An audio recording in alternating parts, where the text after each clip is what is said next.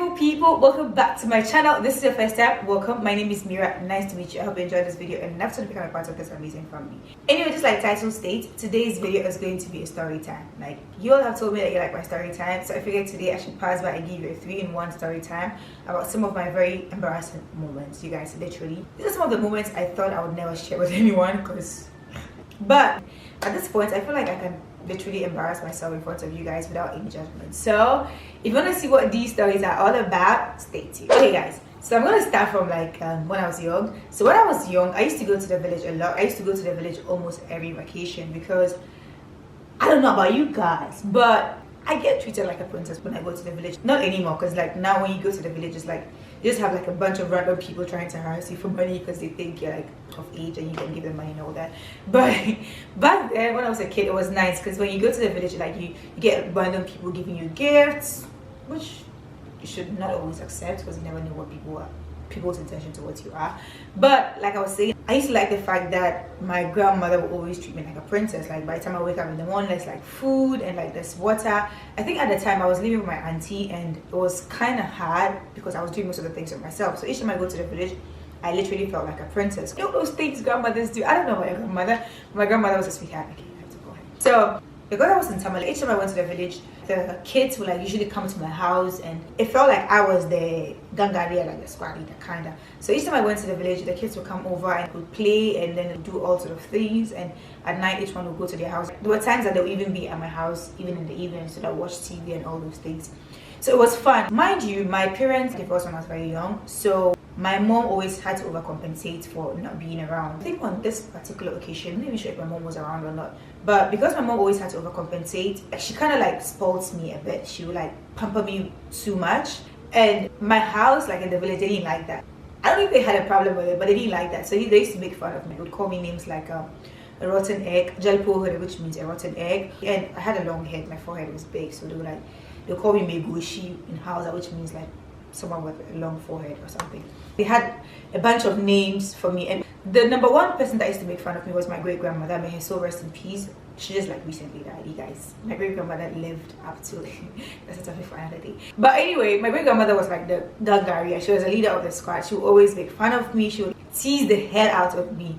So there was this particular day that I remember going to bed. When I woke up, my friends came over as usual and then went out to play and everything was going on well. And then I said I was gonna go pee, and then I peed.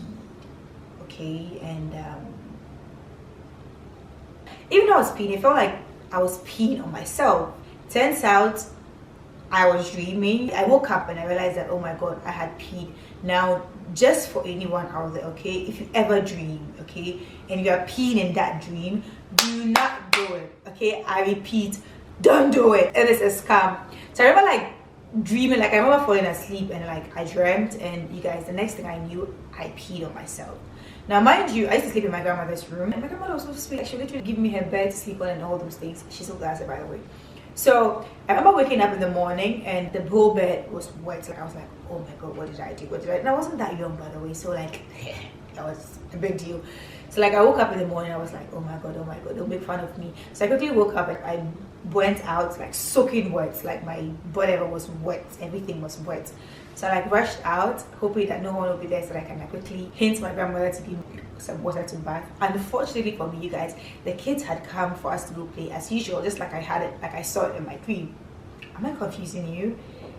I hope I'm not. So as soon as I came out, they were already sitting in front of my grandma's room. Like, you guys, it was embarrassing. Like, it's a compound house. I lived like straight, and my great grandmother was like also sitting in front of her gate cooking. And yes, my great grandmother cooked till she passed away. There I was like just dripping in my own pee, in my own urine, and like smelling and stinking and God knows what. So the kids started laughing and like making fun of me and saying all sort of things. They were singing a song that said "Dunum Polaga, Dunum Polaga." I don't remember like you guys, but it meant like someone who peed on the bed, you guys. And these kids turned it into songs. And the one that made it worse was my great grandmother, you guys. As soon as she saw me, she burst out laughing and making fun of me. It was like they should come and see their end, so their spoiled egg has peed, you guys. What I'm saying right now was not funny. Actually, because of that incident, I had to cut my vacation short to go back to Tamale because it was so embarrassing. I didn't play with the kids like for a couple of days because each time they saw me, they were like, hey, you peed on yourself, that kind of thing. And mind you, at that time, I was a cool kid, you know. It wasn't because I was too or whatever. It was just like at the time I used to speak English a lot. Like I still speak English, but back then I was like my mouth was always like, you know. So like they felt like I was, you know, that cool kid, and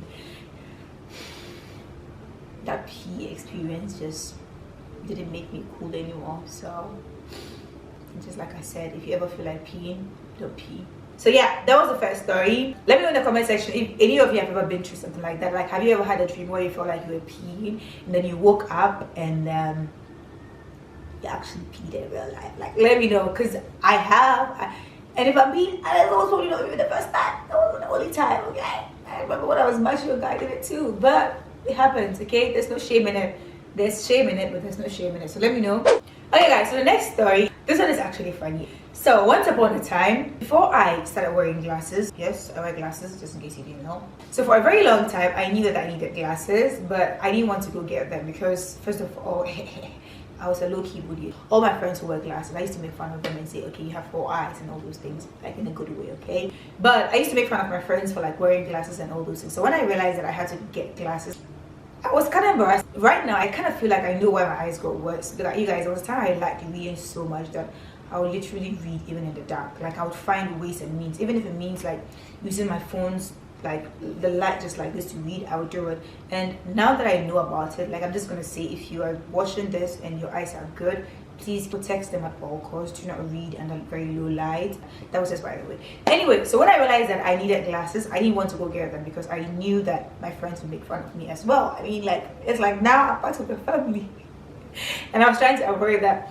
But eventually I realized that I was getting worse and worse, so I had to go get them because health first. So on that particular day, I went to the hospital. It was like a hospital in Osu in Accra. When I got there, it was like fully packed. Now you guys, mind you, back then I was single and, you know, I was kind of searching, okay? Like, I wasn't desperate, but I was there, you know, like. So if I went to the hospital, I dressed. I was wearing a mini heel, I think, like all these kitten heels. I was wearing one of those, and I was like wearing my trousers, like a palazzo pants with like a white top and everything. You guys, like, I was on point. I dressed, I made up, and I went to this hospital. So when I got there was a long queue. So after 2 hours of queuing, it was finally my turn to see an optician. So I go into this place, and as soon as I entered, this guy was cute. Like, let me be honest, okay? He wasn't that cute, but at the time he looked like okay. Now, one thing you should know about me is that I am a Scorpio, okay? We don't flirt. Usually, not flirting is actually flirting for us. I don't know about other Scorpios, but me, when I'm not flirting, it's actually nicer than when I start flirting. When I flirt, it's a disaster. Like, it's terrible. You don't want to see me flirt. So absolutely no one asked me, absolutely no one sent me, absolutely no one even, nothing, you guys. No one sent me. I started flirting with this man. I knew I was like, it was intentional. I was flirting, like, I was. There's no caps. And then while we're doing it, was like, okay, we have to go through like a couple of tests to see what the problem is and what he should prescribe for me. I'm like, oh, well, cool. So start doing the test, and while we're doing the test, I had to move from one seat to the other. So for instance, all the machines for the testings were in the same office, but I had to move from one place to the other. So we'll finish this one, he'll be like, okay, it's not good enough, let's go to the next one, that kind of thing. So each time I got up to like move to the next one, you guys, I would literally model. Like, I would literally like cross my legs and like wind my waist like a snake. Oh god damn it, Mira, what were you thinking? I was flirting hard, that's what I'm trying to say, okay? So after everything, this doctor was like, oh, okay, so you need glasses, but you have to go out and like select your frame. So I got up once again, took my handbag, you guys, like this, like, yo, you know that drill, like this, and I modeled out. Literally, I modeled out, shaking my ass as hard as I could. God damn it. What I was going, I was like, is he not going to ask for my number? He didn't. But sometimes we are so confident for nothing. So like, while I was going, I was telling myself that if he doesn't ask for my number, I'm sure he will ask one of the nurses for my number. And besides, my number is my register, so he can find and call me or whatever.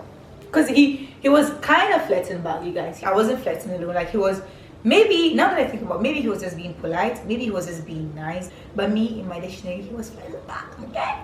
So I went out, and then like I started looking for a frame.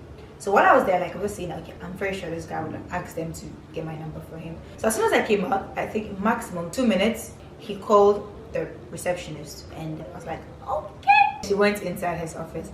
So when she was coming, she was like coming towards me, and I was like, Katie, he asked me my number, he asked me my number. And she walked towards me, and then like she like leaned towards me. She was like, oh, the doctor says I should tell you that you ruined your dress. I'm like, hmm? She's like, the doctor says I should tell you that you ruined your dress. And I'm like, what? The doctor says I should tell you that you ruined your dress. You guys. Like, I had never been that ashamed. I was so embarrassed. I was like, what? So I turned around and like, you guys, truly had stained my dress. I wasn't even expecting my menstruation to come. Like, it wasn't even close to coming. This thing saw me flirting and said, boom, let me surprise you. In front of everybody. How didn't the receptionists and the nurses there see? How didn't they see it? Like, I don't get it, you guys. But the whole thing is that was why he was looking at me most of the time, and that was what he sent her to come and tell me. So I had to go to the washroom, you guys, wash my trousers, and then like wait for it to like kind of dry a bit. And then I came out. So when I came out, when I was coming back, I realized that he was also coming out. You guys, I was so embarrassed. I was hiding. Only for this guy to come out. And then like I looked at his hand and he had a ring. He was married. In fact, I had just flirted with someone's husband. I actually embarrassed myself in front of someone's husband for nothing. For absolutely nothing. You guys, I was so embarrassed. I stood there and waited for him to go back inside before I came back and chose my lenses, and I went. Even when they told me that they had finished, I didn't go get it like until 2 days after. And even when I went, I was like making sure that he's not there and all those things. That being said, before you flirt with any man, okay, always look out for their hands. Always check to see that they're not wearing a ring. Sometimes they might not be wearing a ring, but if he's married, he probably has like a mark of a ring and all those things. That was not cute. That was embarrassing. And if I had looked well, I probably wouldn't have embarrassed myself that way. And by the way, ladies, let me know in the comment section if you've ever been through anything like this, or like if your menses has ever felt like, okay, your life is going too well, let me just like surprise you, and then like came out of nowhere without your permission and just like boom, surprise you. Let me know, okay? I had to have a talk with my menses. I had to sit her down and tell her that you can't do that. It's not allowed. Not that they listen anyway, still does it once in a while, but we had a chat. Okay, so let me know in the comment section if you've ever been through something like that or anything of that sort, and let's have a good laugh about it. Anyway, moving on to the next story. This one is like a crush related story. You guys, there's like a full story to this story. I'm not gonna lie, there's like a huge story behind the story, but I'll only tell the story if you guys let me know in the comment section if you want to hear it, and if you get this video to like 500 likes. Just that, okay? All you have to do is get it to 500 likes, and I promise I'm gonna do a story time about my crush who actually became my boyfriend. Like I like most crush stories. This one, like I got wow. I like most crush stories. This one actually became my boyfriend. I promise you guys, this story is hilarious, sad, like it's everything you would want to see. Okay, let me continue. I'm just gonna give you like snippets of this, the embarrassing part, okay? So once upon a time, I met this guy online, and then we started talking, and we got very close. Everything was going on well, like we were talking almost all the time, and out of nowhere, this guy just like kind of started pulling back. Now, I'm one of those people that usually I don't like someone first. Almost every man in my life liked me first, and I liked him eventually. Doesn't make sense. So this guy comes into my life, and like we started talking and everything and that sort, and all of a sudden this guy like started drawing back. So like now I'm sitting by here like wondering, why is he drawing back? Like, why doesn't he want me? Like, what is going on? Like that kind of thing. And back then I didn't know that you could actually be talking to someone and not be a thing. For me, like if we are talking, then it means like what else, you know, that kind of thing. And don't get me wrong, we hadn't like defined anything, but like we're talking, like we're kissing, like, and I was single. What do you expect, you know? So when this started happening, like I was like, what the hell is going on? Why is this guy like avoiding me? Why is he not saying anything? That kind of thing. Like I was obsessed, you guys. That is a recipe for disaster by then, but I was obsessed because, like I said, I had never like experienced anything of that sort. I didn't even know what rejection was. So even though we liked each other in the beginning, like it's like the tables turned, and this guy like just like ghosted me, kind of. So it got to time that I was the one like texting this guy, like asking him stuff and all those things. On this particular day, I went out with my friends and I drank. Like I was drunk, you guys. I'm not even gonna sugarcoat it. So I drank a lot, and like when I got home, I took my phone and I texted this guy. Like, you guys, I spoke my mind. I told him how I like him and how I don't understand the fact that he's moving away, you guys. First of all, never, like, do not, okay, don't drunk text someone, anyone at all, okay? Apart from the fact that usually you don't spell right or you're extremely drunk, the sentences do not make sense, okay? And it's embarrassing, okay? Now that I think about it, it was extremely desperate. I don't think any man finds that cute unless the guy was already into you. It is not cute at all. It is not, okay? Texting someone while you're drunk is like, it just reeks of desperation, and I'm embarrassed that I did it. I am, okay? I texted this guy, I spoke my mind, I said whatever I had to say, and then like, I went to bed. I don't know about you, but have you ever like drunk texted someone or like done things while you were drunk, and then you wake up in the morning and then like you don't remember exactly what happened? It takes a while before like it finally hits you. That was how it was. When I woke up the next morning, I was like lying in my bed and I was like, that was a good night. I had a hangover, and I'm like, okay, I'm never gonna drink again. And then while I was lying there, it hit me. I came in like a wrecking ball. Like a wrecking ball. It hit me, like I was like, Samira, you did something. Mira, you definitely did something. So like I was trying to think, like I was trying to remember what I had done. Then it hit me that I texted him. So I quickly grabbed my phone, like I was panicking literally. And I went to Snapchat, you guys, and yes, I had texted him. But that wasn't the worst part, okay? The worst part was that dude read everything and literally ignored me. I think now would be the best time to put that song. Ayele, you go see you. Dude literally read everything and just ignored me. So it's like knowing that you've done something foolish and then being ignored for being foolish and feeling extra foolish for being foolish. So like double foolishness. Doesn't make sense.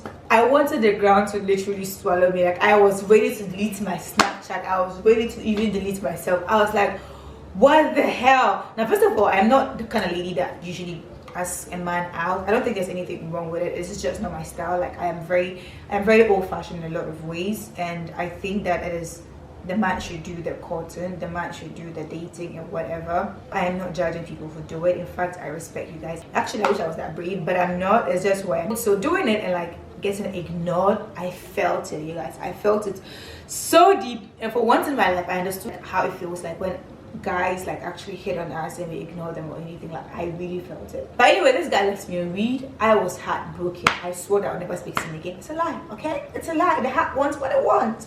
But at the time I was upset, I was angry at myself, of course, and I was cussing myself for even trying in the first place. Anyway, this is not the end of the story, but this is the end of this video because I don't want this video to be too long. I've realized that you guys don't watch it when it's too long, so I don't want it to be too long. Okay, so let me know in the comment section if you would want to know the full gist of my crush and I, because you guys, it's a thing, it happened, and it's longer than I just made it. Okay, there's more after that.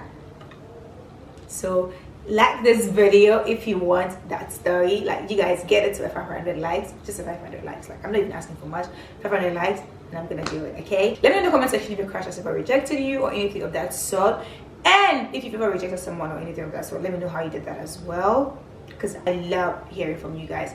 And by the way, if you've still not subscribed, sweetheart, what are you waiting for? Okay, it is absolutely free. Subscribe, like this video, share. Okay, like just imagine if you share this video with 10 of your friends and they share with 10 of their friends or 2 of their friends and so on and so forth. It will grow and it will become bigger and bigger and bigger and bigger and bigger. Okay, and I can give you more embarrassing stories because that's how it should be. Okay, thank you guys so much for watching this video, and I'll see you in my next video.